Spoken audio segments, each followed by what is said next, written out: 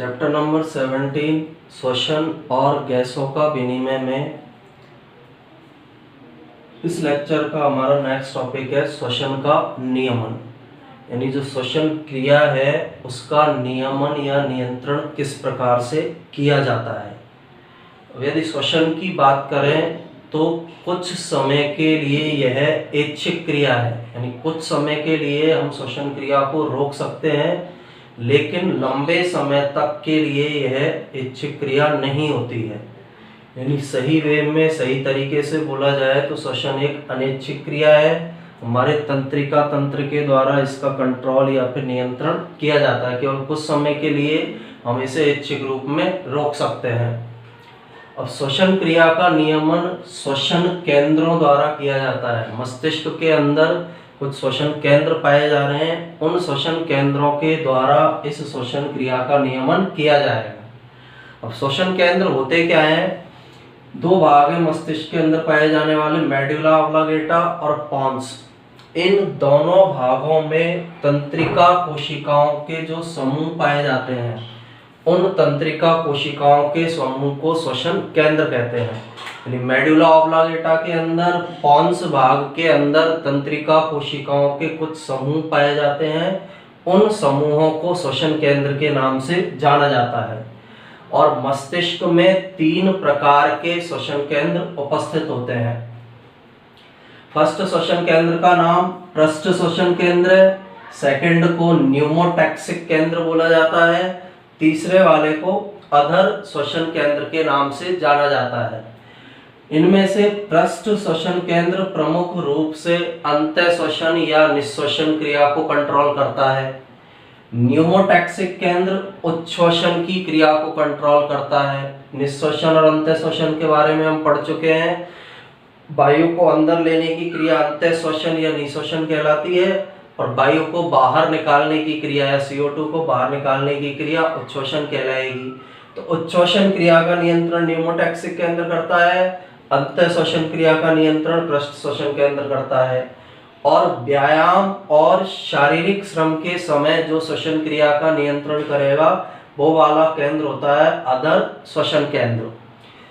इनमें 3 में से 2 श्वसन केंद्र मेडुला भाग में उपस्थित होंगे और न्यूमोटैक्सिक जो केंद्र है वो पोन्स भाग के अंदर पाया जाता है।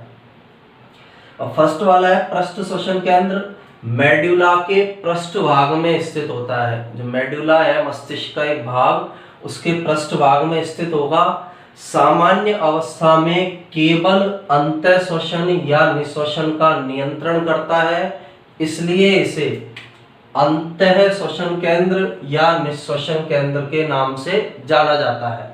अंतःश्वसन केंद्र भी बोलते हैं, निःश्वसन केंद्र भी इसे ही बोला जाता है। करता क्या है ये केंद्र? पृष्ठ श्वसन केंद्र निःश्वसन पेशियों को या अंतःश्वसन वाली पेशियों को 2 सेकंड के लिए पुनरावर्त निःश्वसन संकेत भेजता है। यानी इसके द्वारा 2 सेकंड के टाइम के लिए निःश्वसन पेशियों या अंतःश्वसन पेशियों को संकेत भेजे जाते हैं। उन संकेतों के द्वारा अंतःश्वसन या निःश्वसन क्रिया का उद्दीपन किया जाता है। इसके बाद 3 सेकंड के लिए ये संकेत रुक जाते हैं। इन्हें रोकने का काम करता है न्यूमोटैक्सिक केंद्र। 3 सेकंड के लिए संकेत रुक जाएंगे तो निःश्वसन क्रिया के लिए जब संकेत नहीं मिलेंगे तो निःश्वसन क्रिया, अंतःश्वसन क्रिया रुक जाती है और उच्छ्वसन की क्रिया प्रेरित होती है। तो इस तरह से पृष्ठ श्वसन केंद्र के द्वारा श्वसन क्रिया को कंट्रोल किया जाता है और प्रमुख रूप से यह अंतःश्वसन को कंट्रोल करता है, जिससे सामान्य रूप से उच्छ्वसन ऑटोमेटिकली कंट्रोल हो जाता है। सेकंड न्यूमोटैक्सिक केंद्र, यह पोन्स भाग में स्थित है। मस्तिष्क में पाए जाने वाले पोन्स भाग के अंदर यह पाया जा रहा है। निःश्वसन को या अंतःश्वसन को रोकता है और उच्छ्वसन को प्रेरित करता है, इसलिए इसे उच्छ्वसन केंद्र भी हम बोल सकते हैं। ये केंद्र क्या करेगा? ये कुछ संकेतों को भेजता है। ये संकेत निःश्वसन केंद्र या अंतःश्वसन केंद्र या पृष्ठ श्वसन केंद्र में जाते हैं और इन संकेतों के कारण जो पृष्ठ श्वसन केंद्र के संकेत हैं या निःश्वसन केंद्र के संकेत जो है वो रुक जाते हैं। और 3 सेकंड के लिए रुकते हैं। अभी हमने ऊपर पढ़ा है 3 सेकंड के लिए संकेत रुकते हैं, और जब निःश्वसन या अंतःश्वसन की क्रिया रुकेगी तो उच्छ्वसन की क्रिया प्रेरित हो जाती है। तो ये एक दूसरे के अपोजिट काम कर रहे हैं। एक अंतःश्वसन को केंद्रित कर रहा है, नियंत्रित कर रहा है, दूसरा उच्छ्वसन को नियंत्रित करता है। तीसरा होता है अधर श्वसन केंद्र, मेडुला भाग में उपस्थित होगा, अधर की साइड, अधर की तरफ ये पाया जाता है, अधर हिस्से पर उपस्थित होता है। सामान्य परिस्थितियों में यह कार्य नहीं करता है, लेकिन व्यायाम और शारीरिक श्रम के समय यह एक्टिव होता है और फेफड़ों की आवश्यकता के अनुसार अंतःश्वसन और उच्छ्वसन की क्रिया को प्रेरित करता है। सामान्य परिस्थितियों में इसके द्वारा श्वसन क्रिया का कंट्रोल नहीं किया जाएगा। एक व्यायाम एक्सरसाइज वगैरह की जा रही है, शारीरिक श्रम किया जा रहा है, उस समय पर यह केंद्र सक्रिय होता है और फेफड़े या फुफ्फुस की आवश्यकता के अनुसार अंतःश्वसन क्रिया को और उच्छ्वसन क्रिया को कंट्रोल करता है। इन्हें घटाने या बढ़ाने का काम अधर श्वसन केंद्र के द्वारा व्यायाम और शारीरिक श्रम के समय किया जाता है। इसका भी आप स्क्रीनशॉट ले सकते हैं।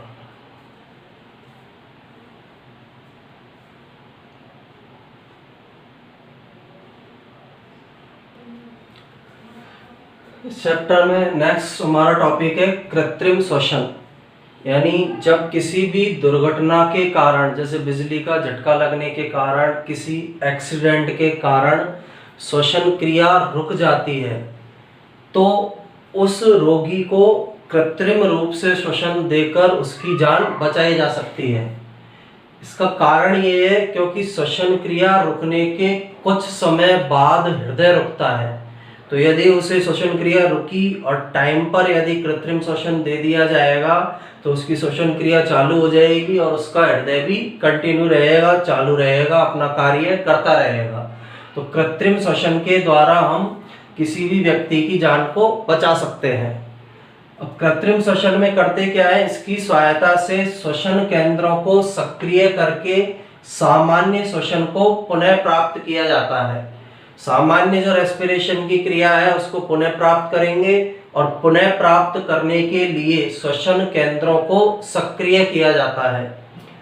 इसकी सबसे अधिक प्रचलित विधि मुख से मुख विधि है। इसकी सबसे ज्यादा जो प्रचलित विधि है उसका नाम है मुख से मुख विधि, और यह विधि फेफड़ों को फुलाने की क्रिया पर आधारित है।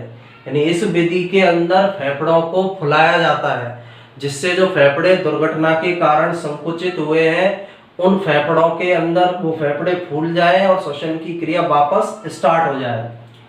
अब इस विधि के कुछ चरण हैं। सबसे पहले चरण में क्या करते हैं, रोगी को सीधा लेटा देते हैं, अपना एक हाथ उसके सिर या माथे पर रखते हैं और दूसरा हाथ उसकी गर्दन के नीचे लगाते हैं। इसके बाद गर्दन को इस प्रकार ऊंचा करते हैं कि गर्दन ऊपर की तरफ ऐसे खिंच जाए।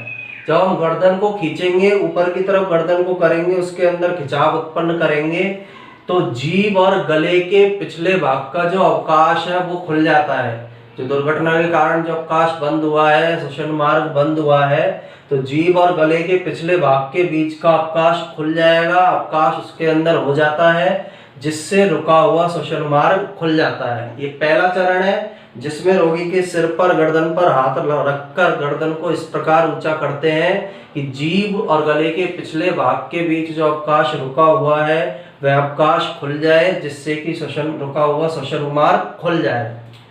इसके बाद सिर पर रखे हुए हाथ से रोगी की नाक को दबाते हैं। जो सिर पे हमने हाथ रखा हुआ था उससे रोगी की नाक को दबाया जाता है और कृत्रिम श्वसन देने वाला व्यक्ति अपने मुख को रोगी के मुख पर इस प्रकार रखता है कि उनमें किसी भी प्रकार का वायु अवकाश नहीं रहे।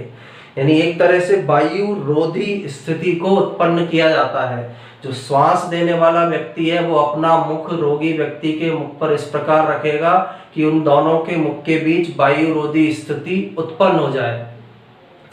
इस चरण के बाद रोगी के मुख में 1 मिनट में लगभग 12 बार ज्वारीय आयतन की वैल्यू हम सबको मालूम है 500 ml, तो उससे दुगनी हवा भरी जाती है। यानी लगभग 1000 ml वायु 1 मिनट में लगभग 12 बार रोगी के मुख के अंदर भरी जाती है और 12 बार 1 मिनट में लगभग ज्वारीय आयतन से दुगनी हवा भरने के बाद रोगी के मुख और नाक को खुला छोड़ देते हैं। यानी एक बार उसके अंदर हवा भर देंगे हम ज्वारीय आयतन से लगभग दुगनी यानी 1000 ml के लगभग 12 बार भर देते हैं। इसके बाद मुख और नाक को खुला छोड़कर उसके उत्शोषण की या उसके द्वारा निकाले जाने वाली बाहर निकाले जाने वाली वायु की जांच करते हैं और इस क्रिया को कुछ बार दोहराकर हम उस रोगी के जीवन को बचा सकते हैं। तो इस विधि को हम मुख से मुख विधि के नाम से जानते हैं। आजकल कुछ इस तरह के यंत्र या उपकरण भी विकसित हो चुके हैं जिनके द्वारा रोगी को कृत्रिम श्वसन दिया जाता है, आर्टिफिशियल श्वसन उनको दिया जाता है, जिसके लिए कई प्रकार के इक्विपमेंट बनाए गए हैं। तो ये कृत्रिम श्वसन है और कृत्रिम श्वसन की एक प्रमुख विधि है जिसे मुख से मुख विधि के नाम से जाना जाता है। इसका भी आप स्क्रीनशॉट ले सकते हैं।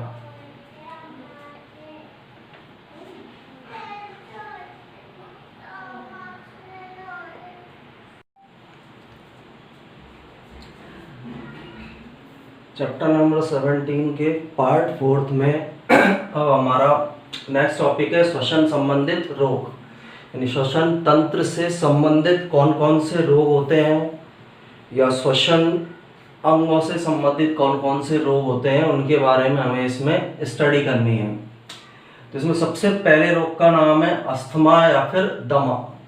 तो अस्थमा या दमा एक प्रकार का एलर्जी से उत्पन्न होने वाला रोग होता है। यानी अस्थमा या दमा एलर्जी से उत्पन्न होता है, एलर्जी के कारण यह रोग उत्पन्न होगा।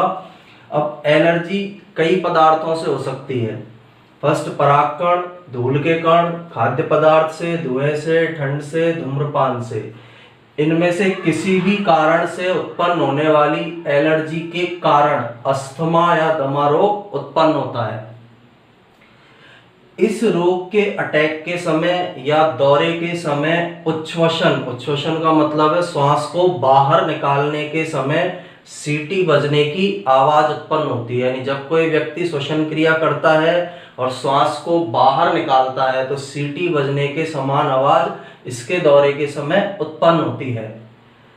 कारण इसका क्या है? श्वसनियों के अंदर अधिक मात्रा में श्लेष्मा बन जाता है एलर्जी के कारण, सूजन आ जाती है और श्वसनियां सक्रिय हो जाती है और इन सभी कारणों से श्वास लेने में भी कठिनाई उत्पन्न हो जाती है। अस्थमा के रोगियों को श्वसन क्रिया में कठिनाई होगी क्योंकि अधिक मात्रा में श्लेष्मा बन जाएगा और श्वसनी में सूजन आ जाएगी, श्वसनियां सक्रिय हो जाएगी। इन सभी कारणों से श्वास लेने की क्रिया में कठिनाई उत्पन्न होती है। बचने का इसका उपाय है, जो भी एलर्जी कारक है या जिससे भी मनुष्य को एलर्जी है उस एलर्जी कारक से दूर रहकर ही इस रोग से बचा जा सकता है। और उपचार के लिए ब्रोंकोडायलेटर और एंटीबायोटिक दवाइयों का उपयोग किया जाता है। ब्रोंकोडायलेटर दवाइयाँ और एंटीबायोटिक दवाइयाँ इसके उपचार के अंदर उपयोग में आती है। ब्रोंकोडायलेटर जो दवाई है श्वसनियों को चौड़ा करने के काम में आती है। जो सक्रिय श्वसनियाँ हुई है उनकी सूजन को कम करेगी और उसको चौड़ा करने में सहायता करती है। सेकंड रोग है श्वसनी शोथ, जिसे ब्रोंकाइटिस भी कहा जाता है। और ब्रोंकाइटिस का प्रमुख कारण या मेन कारण धूम्रपान होता है। सिगरेट या बीड़ी जो है उससे जो धुआं उत्पन्न होता है या सिगरेट या बीड़ी पीने से यह रोग उत्पन्न होता है। क्यों होता है? क्योंकि सिगरेट के धुएं में जो रसायन है उनके कारण अधिक मात्रा में श्वसनी में श्लेष्मा उत्पन्न होगा और ज्यादा श्लेष्मा उत्पन्न होने के कारण श्वसनी के अंदर सूजन आ जाती है। अब जब श्वसनी में सूजन आएगी तो इस रोग के अंदर कुछ लक्षण दिखाई देते हैं, जैसे लगातार खांसी आना, कफ का रंग हरा पीला हो जाना और तीसरा लक्षण श्वास लेने में कठिनाई होना। और बचाव का एकमात्र उपाय है धूम्रपान से दूर रहकर श्वसनी शोथ और ब्रोंकाइटिस रोग से बचा जा सकता है। इसके लिए भी वही ब्रोंकोडायलेटर और एंटीबायोटिक दवाइयों का उपयोग किया जाता है। तीसरा रोग है फेफड़ों का कैंसर। यह रोग भी धूम्रपान के कारण उत्पन्न होता है। इसका प्रमुख कारण धूम्रपान है। इस रोग में सिगरेट के धुएं में जो उपस्थित रसायन है उनके कारण श्वसनी की उपकला, जो आवरण श्वसनी पर पाया जा रहा है, उसमें उत्तेजना होती है, जिससे उपकला में अनियंत्रित कोशिका विभाजन प्रारंभ हो जाता है। और अनियंत्रित कोशिका विभाजन एक प्रकार का कैंसर होता है। जब लगातार कोशिका अनियंत्रित रूप से विभाजन करेगी तो फेफड़ों के अंदर कैंसर उत्पन्न हो जाएगा। अनियंत्रित कोशिका विभाजन का कारण क्या है कि जो सिगरेट के धुएं में उपस्थित रसायन है उससे श्वसनी की उपकला में उत्तेजना होगी और उसके कारण अनियंत्रित कोशिका विभाजन होगा। इसका भी आप स्क्रीनशॉट ले सकते हैं।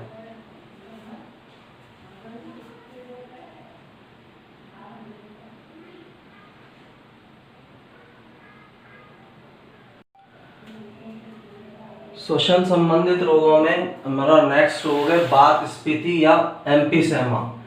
अब इस रोग का कारण भी धूम्रपान होता है।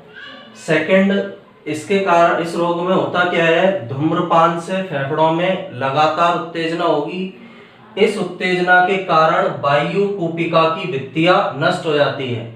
वायु कूपिका की भित्ति जब नष्ट होगी तो फेफड़ों में वायु के स्थान बड़े हो जाते हैं। भित्ति के नष्ट होने के कारण फेफड़ों में वायु के जो स्थान है वो बड़े हो जाएंगे, जिससे श्वसन सतह का क्षेत्रफल कम हो जाता है। भित्ति के नष्ट होने के कारण श्वसन सतह का क्षेत्रफल कम होगा, क्योंकि श्वसन सतह के निर्माण में वायु कूपिका की भित्ति भाग लेती है। अब श्वसन सतह का क्षेत्रफल कम होने, फेफड़ों में वायु के बड़े स्थान होने और संयोजी ऊतक की मात्रा बढ़ने के कारण फेफड़ों की प्रत्यास्थता या लचीलापन कम हो जाता है। इन सभी कारणों से उच्छ्वसन या श्वास को बाहर निकालने में कठिनाई उत्पन्न होती है। थर्ड, सूजन आ जाने, अत्यधिक कफ होने और श्वसनिया सक्रिय होने के कारण संपूर्ण श्वसन क्रिया में भी कठिनाई उत्पन्न हो जाती है। इस रोग से बचाव है का उपाय है धूम्रपान से दूर रहना, यानी धूम्रपान से दूर रहकर इस रोग से बचा जा सकता है। जब धूम्रपान नहीं करेंगे तो इस रोग से हम आसानी से बच सकते हैं। उपचार के लिए ब्रोंकोडायलेटर और एंटीबायोटिक दवाइयों का उपयोग किया जाता है। इसमें ज्यादातर जो श्वसन तंत्र से संबंधित रोग है उन सभी में ब्रोंकोडायलेटर और एंटीबायोटिक दवाइयों का उपयोग किया जाएगा। नेक्स्ट रोग है निमोनिया। निमोनिया रोग स्ट्रेप्टोकोकस निमोनी जीवाणु द्वारा फेफड़ों में संक्रमण से उत्पन्न होता है। जब यह जीवाणु फेफड़ों में पहुंच जाता है, वहां संक्रमण उत्पन्न करेगा तो उसके कारण यह रोग उत्पन्न होगा। इस जीवाणु के संक्रमण के कारण वायु कोशिकाओं में मृत RWBC और तरल भर जाता है, जिसके कारण फेफड़ों में सूजन आ जाती है। वायु कोशिकाओं के अंदर मृत WBC इकट्ठी हो जाएगी, तरल पदार्थ इकट्ठा हो जाएगा, जिसके कारण फेफड़ों में सूजन उत्पन्न होगी। लक्षण है इस रोग के रोगी को श्वसन क्रिया में कठिनाई उत्पन्न होती है। श्वास लेने में उसे कठिनाई आएगी क्योंकि फेफड़ों के अंदर सूजन उत्पन्न हो चुकी है।